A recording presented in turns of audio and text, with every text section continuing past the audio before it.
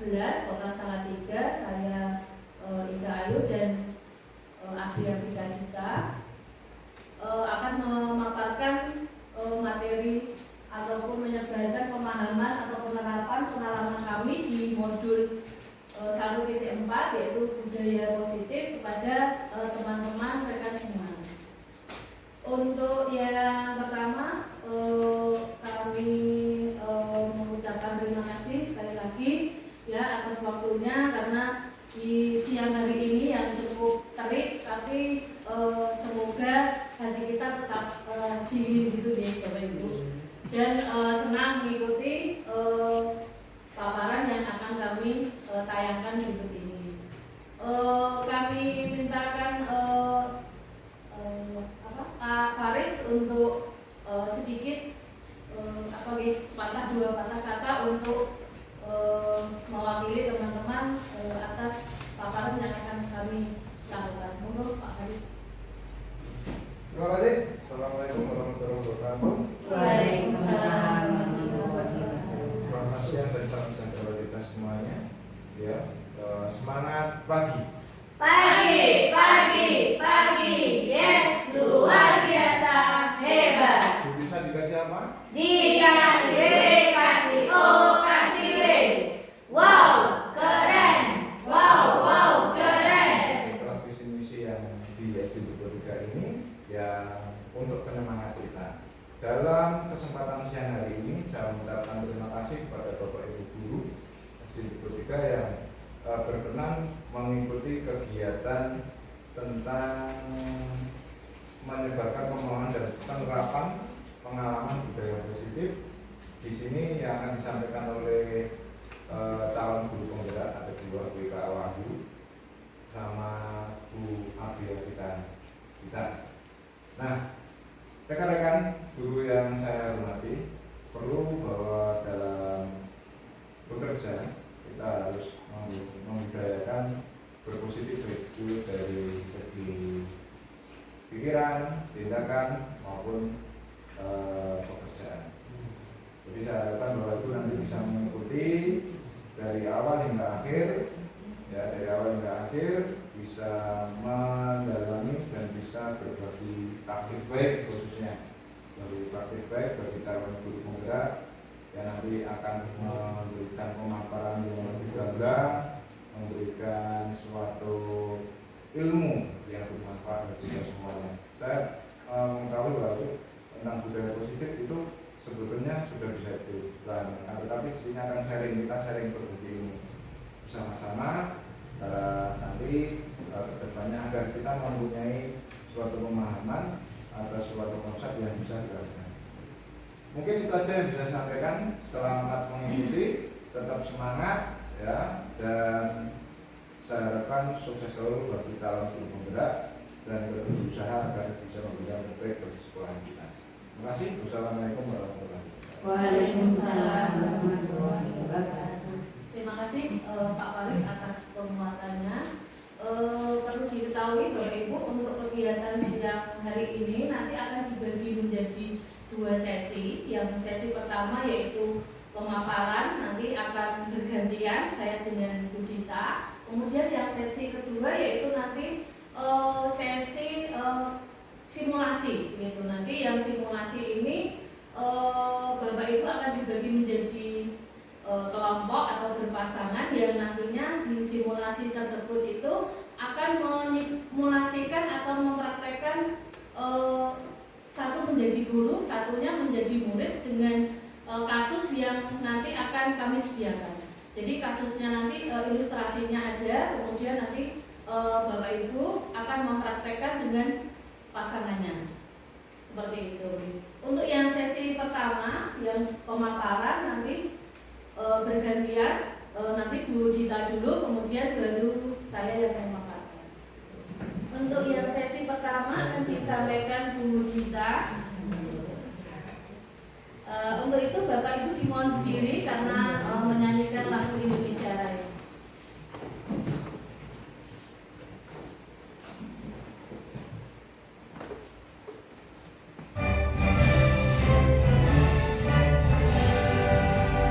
Indonesia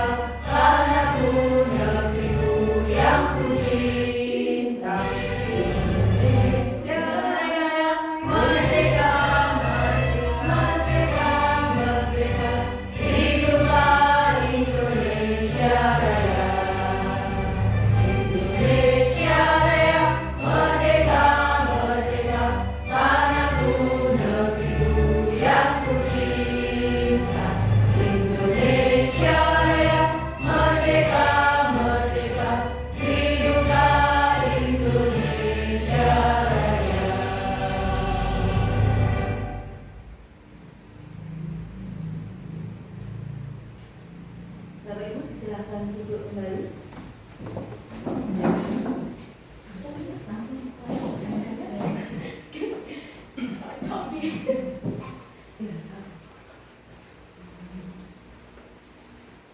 Assalamualaikum warahmatullahi wabarakatuh. Waalaikumsalam warahmatullahi wabarakatuh. Ya, saya ucapkan terima kasih kepada Bapak Ibu Guru SD Negeri Dukuh 3 yang sudah berkenan hadir pada siang hari ini. Sebelum memulai materi tentang budaya positif, saya akan mengajak Bapak Ibu untuk permainan.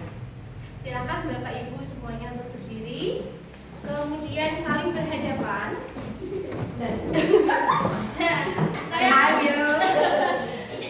Senyum 30 detik. Yuk senyum selama 30 detik ya. Dipandang matanya ya, bukan dipandang matanya, berikan senyum terbaik Bapak Ibu semua ya. Bisa di waktu 30 detik.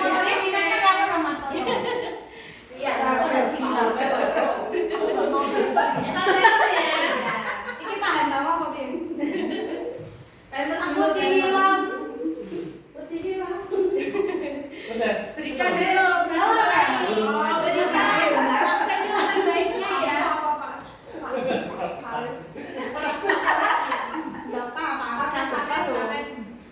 Aku nggak kuat. Sudah siap Bapak Ibu? Waktu dimulai dari sekarang.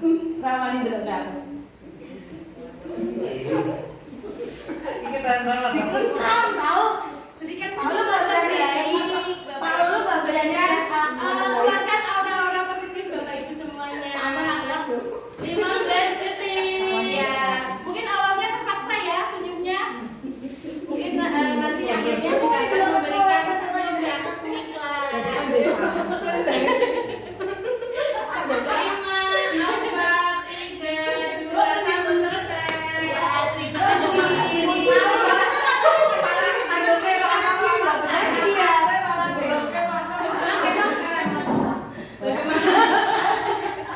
Bagaimana perasaan Bapak Ibu? Itu mungkin nanti bisa diterapkan kepada mungkin itu nanti bisa diterapkan kepada murid Bapak Ibu apabila ice breakingnya terlalu membosankan bisa Natap mata saya gitu ya. Lanjut. Ya, sebelum itu mari kita dengarkan dulu lagu berikut.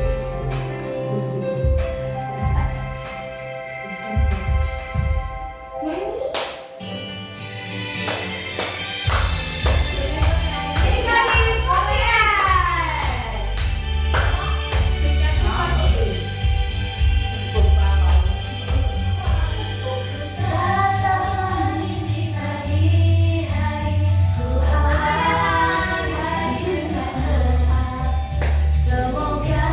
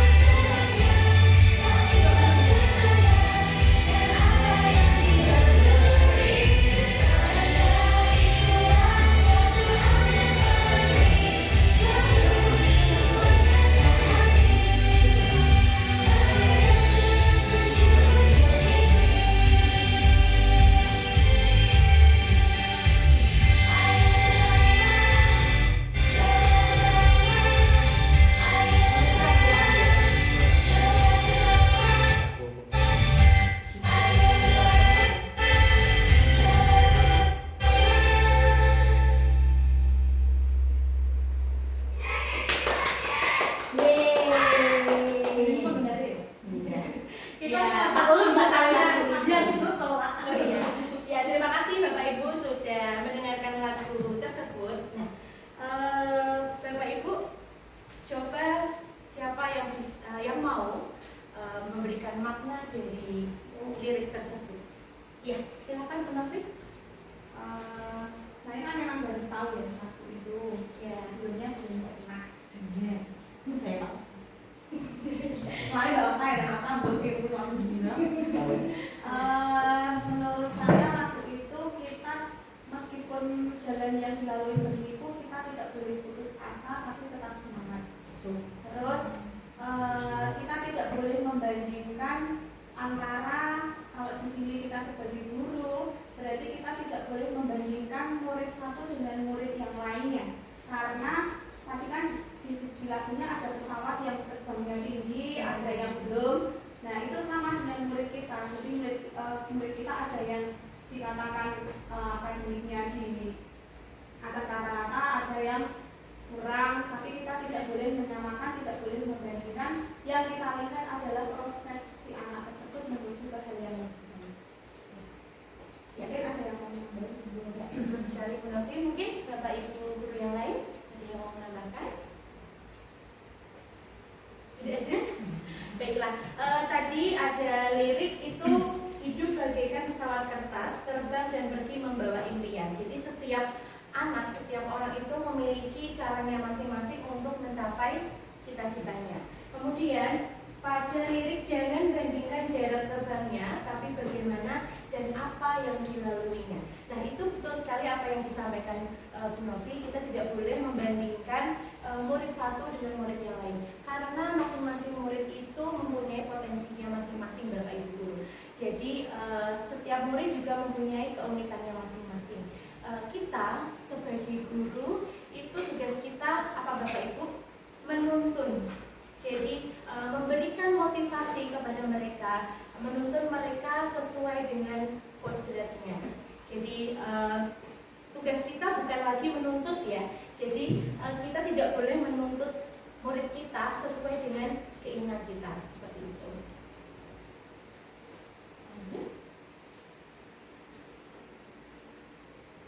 Ya, di sini nanti saya dan Bu Ika akan menyampaikan tentang konsep inti budaya positif. Itu ada 7.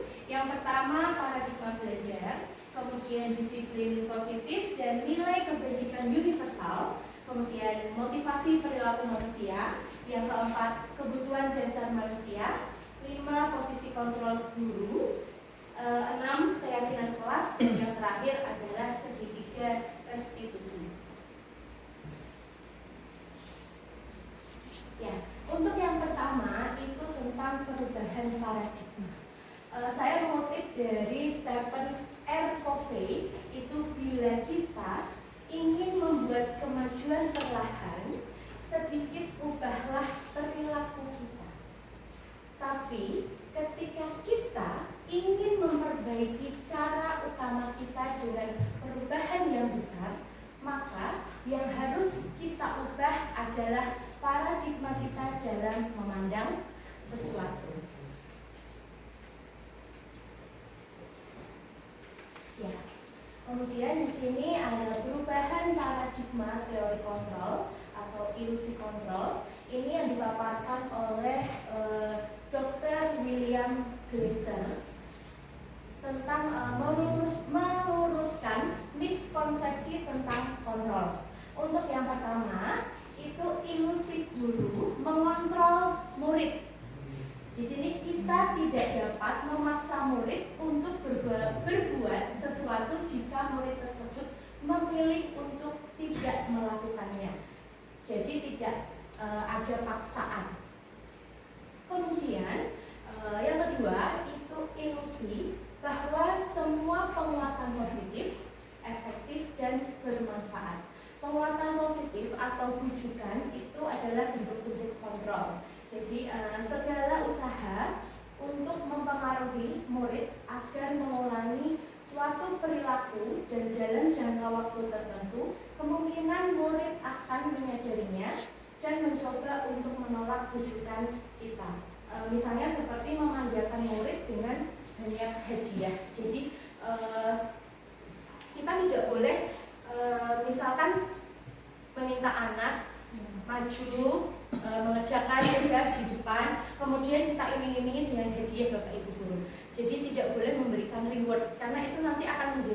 ketergantungan. Jadi mereka itu maju bukan karena kemauannya sendiri, tapi wah aku maju karena ada hadiahnya, dan itu akan efeknya tidak baik untuk kedepannya. Kemudian yang ketiga, ilusi bahwa kritik dan membuat orang merasa bersalah dapat menguatkan karakter. Ini sama dengan identitas gagal, membuat murid merasa bersalah, dan guru sering menggunakan suara halus untuk menyampaikan pesan negatif. Nah, di sini sebagai contoh, misalkan ini Bu Okta berhalangan hadir di kelas, kemudian Bu Okta itu memberikan tugas kepada saya sebagai guru pengganti. Kemudian saya masuk ke kelasnya Bu Okta, saya menyampaikan kepada anak-anak, Bu Okta berhalangan hadir, kemudian Bu Dita sebagai guru ganti. Nah, namun dalam proses pembelajaran di kelas tersebut, beberapa murid itu ada yang bicara sendiri, kemudian tidak memperhatikan. Nah, saat mereka tidak memperhatikan, kemudian tugas-tugasnya terabaikan dan tidak dikerjakan, saya itu berkata seperti ini, Nata, Sarah, ayo dikerjakan tugasnya. Kalau kamu tidak mengerjakan, nanti yang disalahkan Bu Dita, Bu Okta akan menegur Bu Dita, seperti itu. Jadi dalam pemikiran mereka itu mereka yang membuat salah. Jadi wah iya ya, kalau saya berbuat seperti ini, nanti efeknya Bu Dita yang akan ditegur oleh Bu Okta, seperti itu. Kemudian yang terakhir itu adalah ilusi bahwa orang dewasa memiliki hak untuk memaksa. Jadi mereka percaya bahwa mereka ini memiliki tanggung jawab untuk murid berbuat hal tertentu. Apapun yang dilakukan dapat diterima selama ada sebuah kemajuan berdasarkan sebuah pengukuran kinerja. Namun kita harus menyadari perilaku memaksa itu tidak efektif, dan untuk jangka panjangnya itu juga tidak baik ya Bapak Ibu, dan akan memunculkan hubungan permusuhan.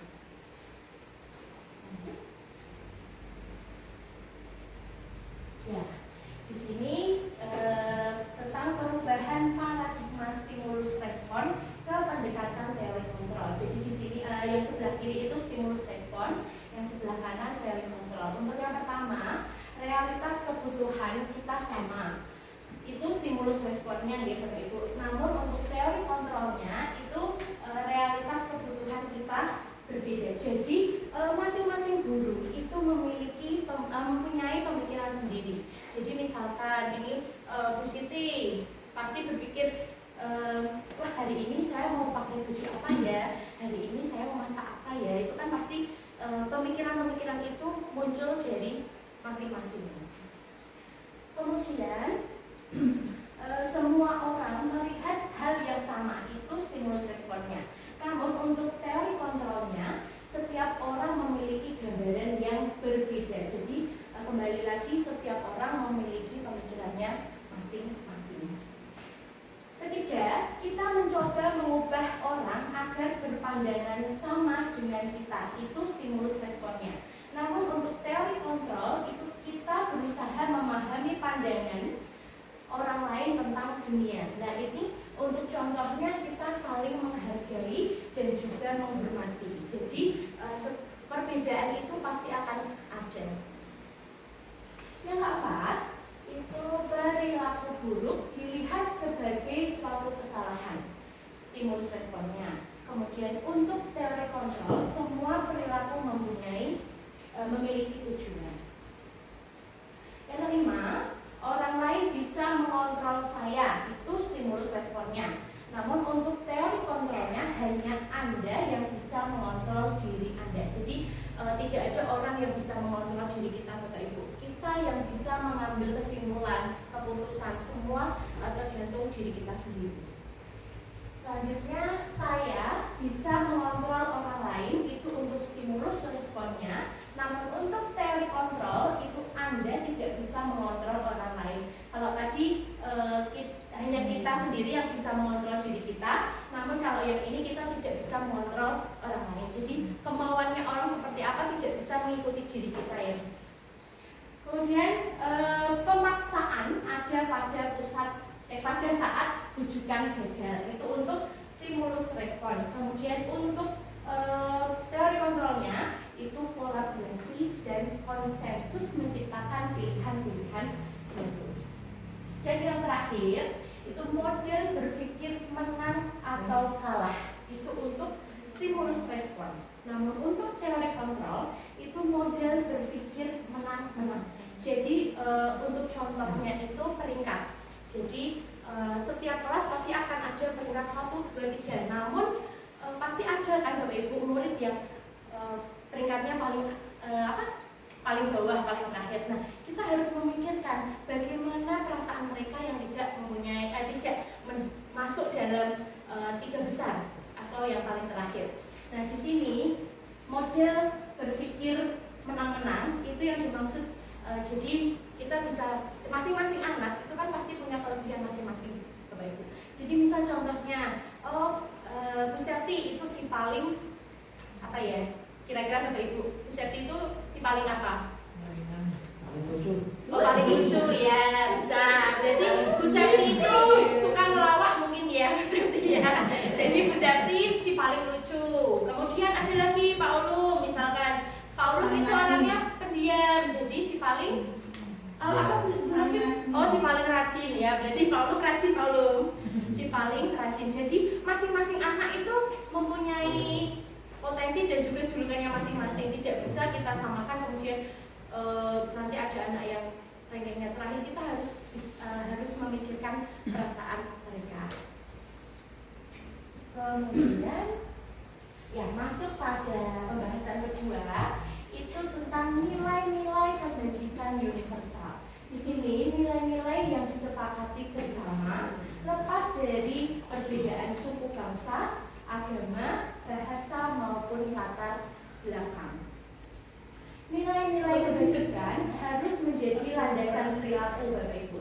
Jadi nilai-nilai kebajikan tersebut dapat berupa keadilan, keselamatan, tanggung jawab, kejujuran, rasa syukur, berprinsip, integritas, kasih sayang, rajin, berkomitmen, percaya diri, kesabaran, keamanan, dan lain-lain. Ini saya berikan contoh mengapa kita memiliki peraturan tentang menggunakan helm saat menggunakan roda 2 atau motor. Yang di bawah jangan dilihat dulu ya, Bapak Ibu. Jadi menurut Bapak Ibu apa Bapak Ibu?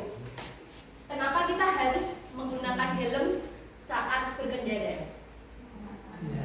Keselamatan dan aman. Kemudian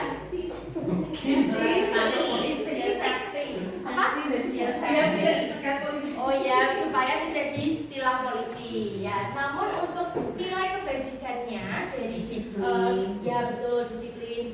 Kemudian untuk nilai kebajikannya kita menggunakan helm itu adalah nilai keselamatan. Nah, inilah yang seharusnya dalam peraturan kelas itu kita bisa memunculkan nilai-nilai kebajikan. Jadi kita itu hanya melaksanakan peraturan-peraturannya saja, namun kita kurang menonjolkan nilai-nilai kebajikan tersebut. Ketika menumbuhkan nilai-nilai kebajikan, harapannya akan muncul disiplin positif.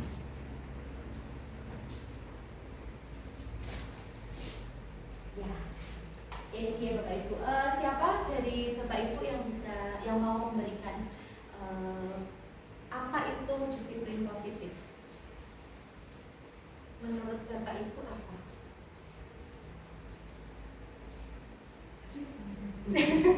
Itu pemikiran saya, pemikiran Bapak Ibu mungkin berbeda dengan saya.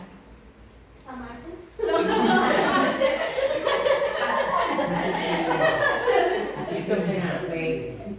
Ya, terima kasih Pak Ulum. Disiplin yang bagus ya. Di sini saya menulis disiplin positif itu menumbuhkan disiplin yang didorong dalam diri anak tanpa hukuman dan hadiah. Jadi saya garis bawah, saya tekankan kalau disiplin positif itu tanpa hukuman dan hadiah. Okay.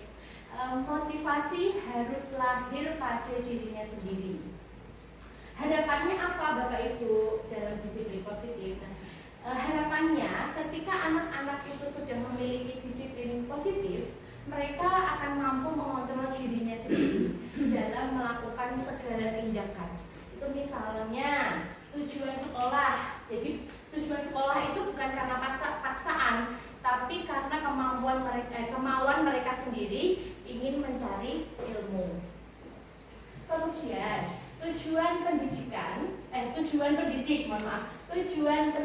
adalah menciptakan murid yang memiliki disiplin diri sehingga perilaku mereka mengacu pada nilai-nilai kebajikan universal dan memiliki motivasi dalam perubahan perilaku ke arah yang lebih baik.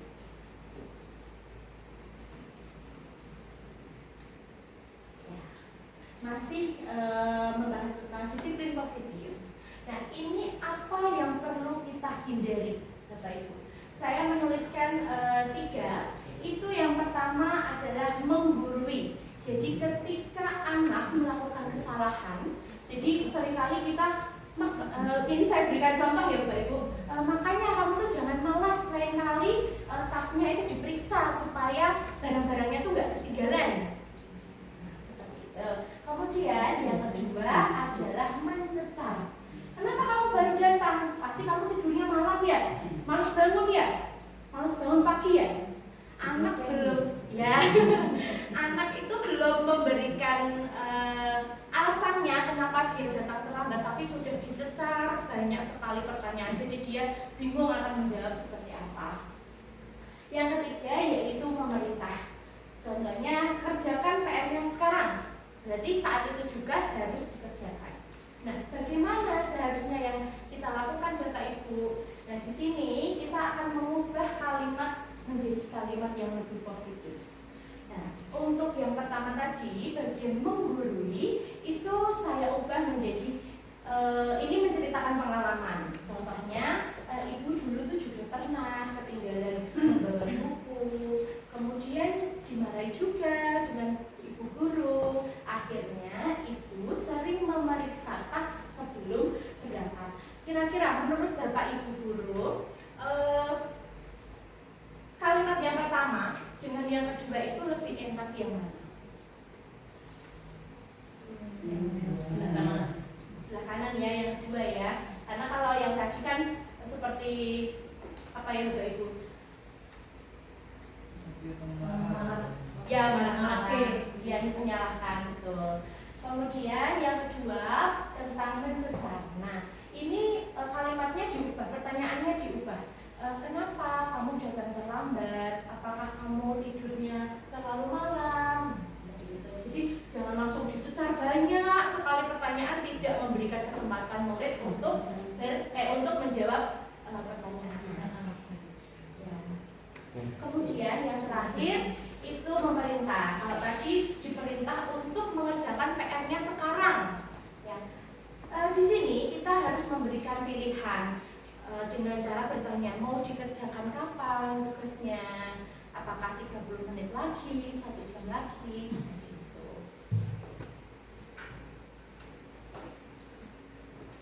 Ya, pembahasan yang keempat itu tentang kebutuhan dasar manusia. Kebutuhan manusia adalah segala sesuatu yang dibutuhkan oleh manusia untuk mempertahankan keseimbangan kondisi fisiologis dan psikologis, bertujuan untuk mempertahankan kehidupan dan kesehatan. Di sini ada 5 Bapak Ibu. Yang pertama bertahan hidup. Kemudian yang kedua kasih sayang dan rasa diterima. Ketiga penguasaan. Keempat kebebasan. Dan yang terakhir itu adalah kesenangan.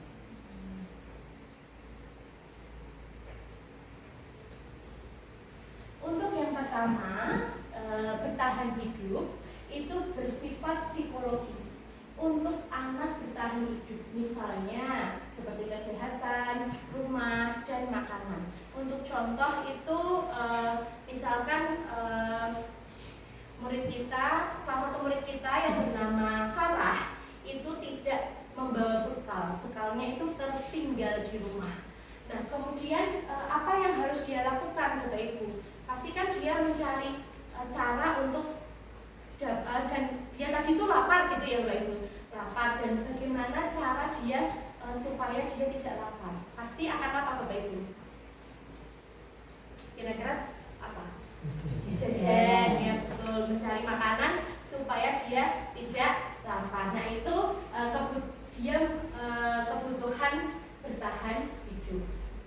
Yang kedua itu kasih sayang dan rasa diterima.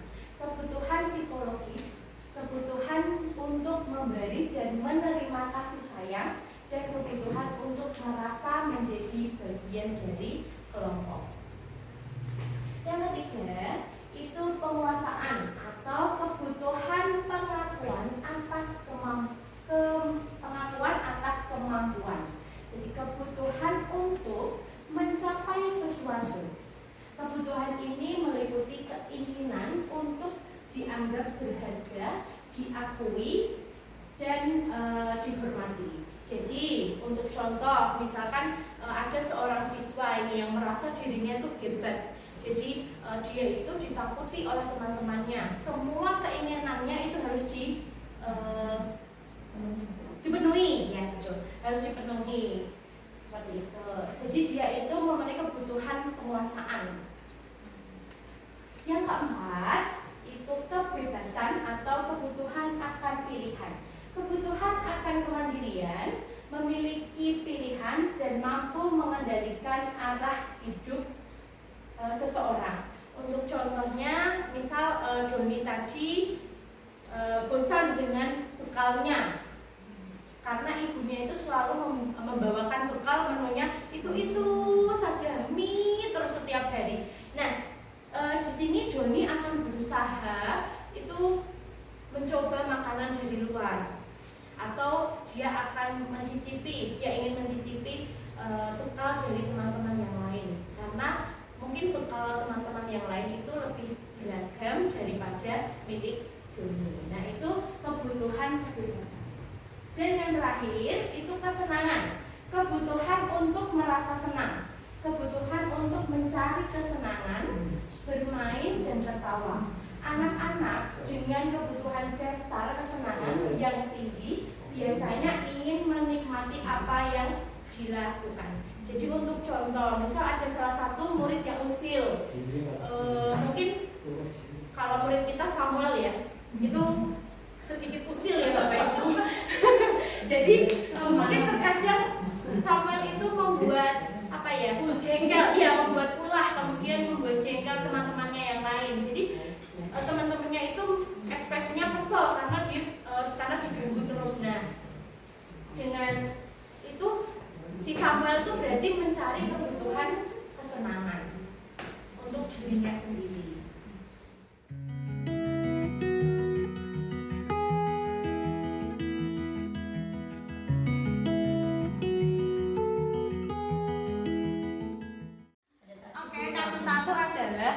Sabrina pada hari itu bangun terlambat, kemudian dia terburu-buru sampai di sekolah. Dia pun akhirnya sampai di gerbang sekolah, tetapi baru menyadari kalau dia tidak menggunakan sepatu hitam yang tertera di peraturan sekolah.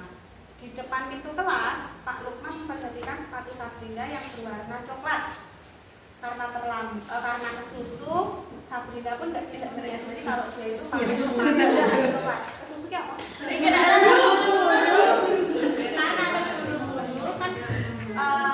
Tidak menyadari kalau dia itu pakai sepatu coklat.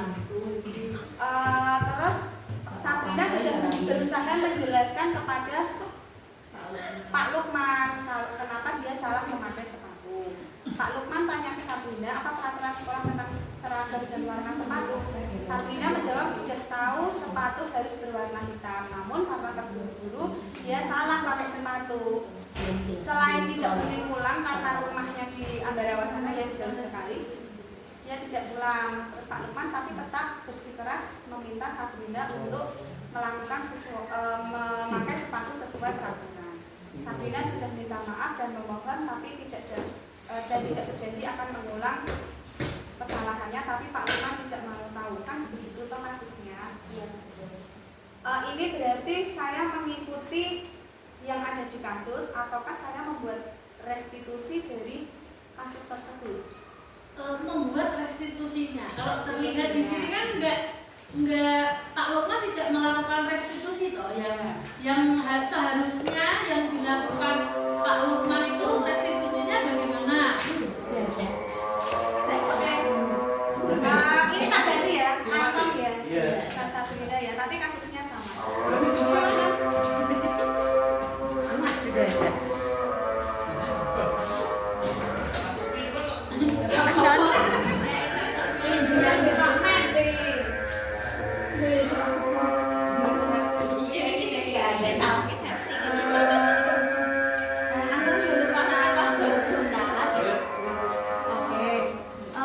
Sini Anton duduk sini. Oke, Anton nggak apa-apa sih ya, salah itu nggak apa-apa. Dulu waktu Bu Guru sekolah itu juga Bu Guru pernah kok berbuat salah sama seperti Anton. Anton tahu nggak apa yang kesalahan yang ada pada Anton? Tahu? Coba dilihat dari atas sampai bawah, apa yang salah? Ya, ini sudah pas. Ada kan yang salah? Ada sepatunya. Oh iya, sepatu Anton kenapa kok pakainya warna coklat? Sepatunya basah.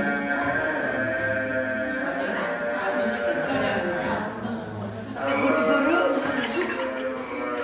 Buru-buru salah pakai sepatu. Oh salah pakai sepatu.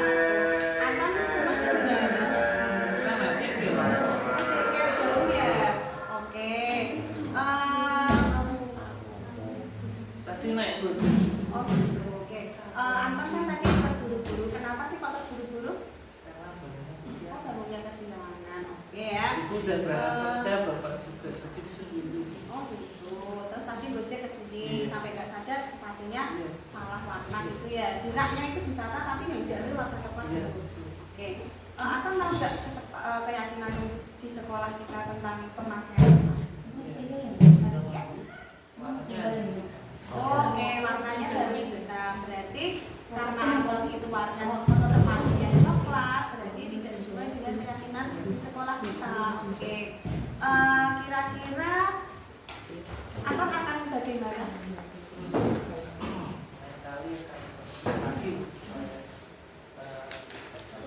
Oke, tidak terlambat lagi, kemudian memakai. Oke, gitu ya berarti ya. Anton kalau misalnya bangun pagi itu di rumah ada yang membangunkan atau tidak? Kalau ibu belum ada. Oke, berarti ibu bisa ya, selain ibu juga ada punya HP? Iya, di situ ada alarmnya.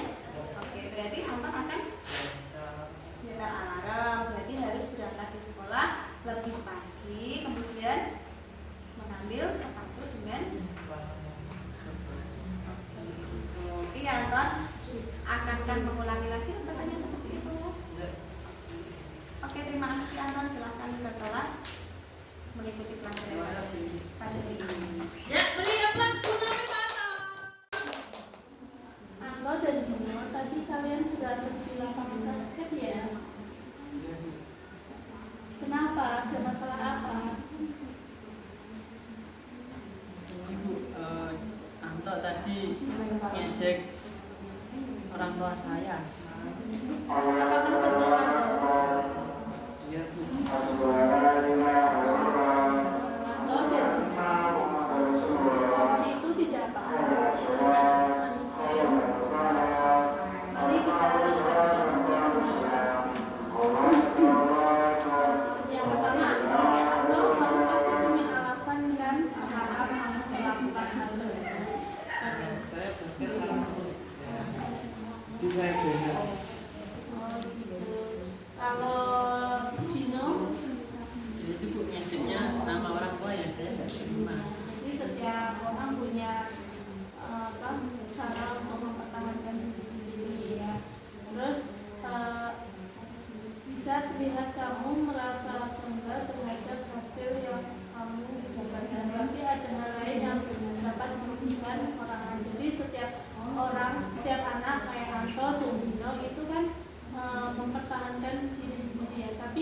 kalian tidak tahu itu malah saling merugikan antar orang lain. Terus keyakinan yang kelas kita yang kita sepakati bagaimana waktu di kelas itu?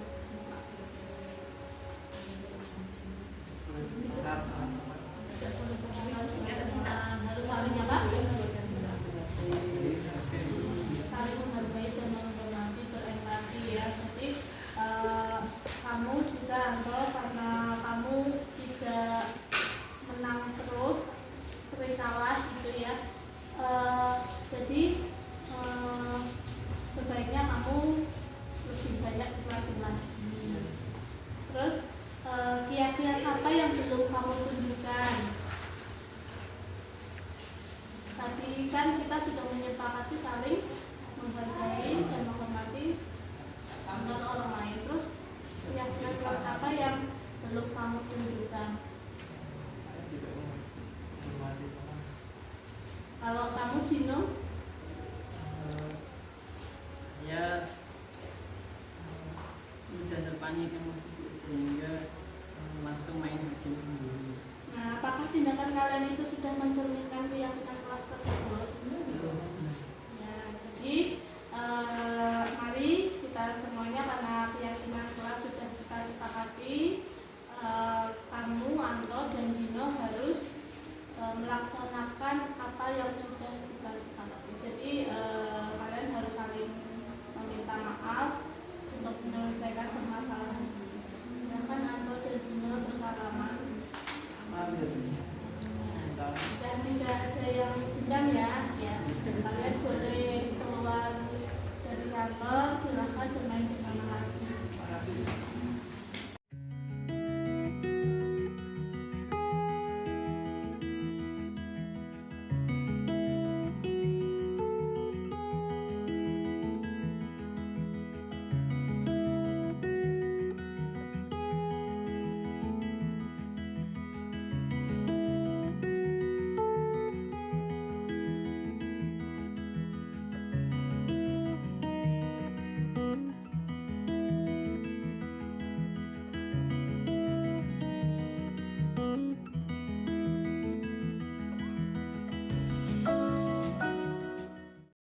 Assalamualaikum warahmatullahi wabarakatuh. Waalaikumsalam warahmatullahi wabarakatuh.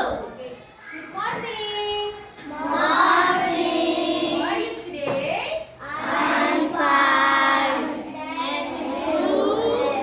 Okay, I'm very well too, thank you. Oke, hari ini kita akan membuat kesepakatan kelas pasca pelajaran bahasa Inggris. Nanti Miss Dita akan membagikan ini namanya apa?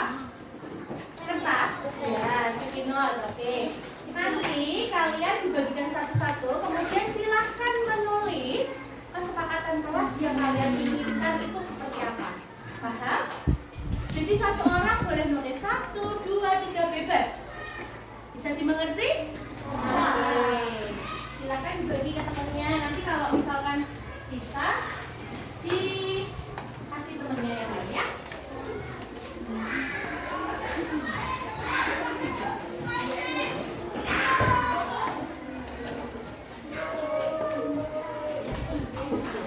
Oke, boleh mulai menulis. Kurang? Nah, itu kurang. Ini buat. Oke. Oh iya, terima kasih. Yes. Oke, bagi yang sudah, silakan tempel keyakinan kelas yang sudah kalian tulis di depan. Oke, terima kasih. Jangan sampai bawah ya menulis. Ya, atasnya lagi boleh tumpuk-tumpuk. Yang suka silakan duduk. Oke.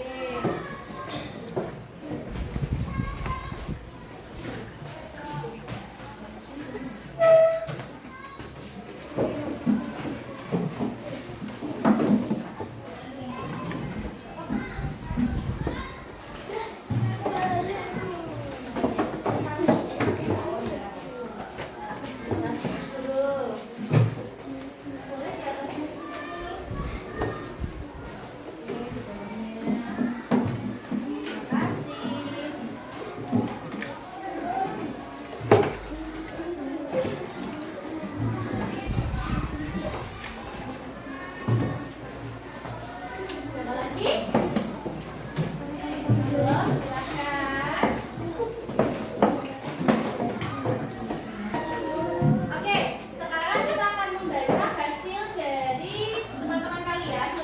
peralatan kelas. Siapa yang mau membantu Miss Dita untuk Aku. membaca?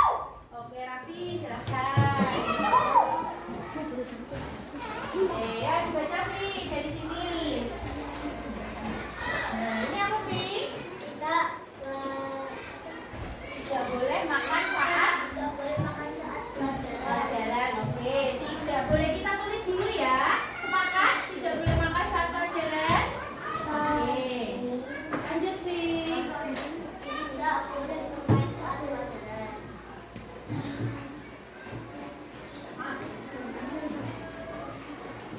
Tidak boleh bermain. Sepakat tidak boleh bermain saat pelajaran? Sepakat. Oke.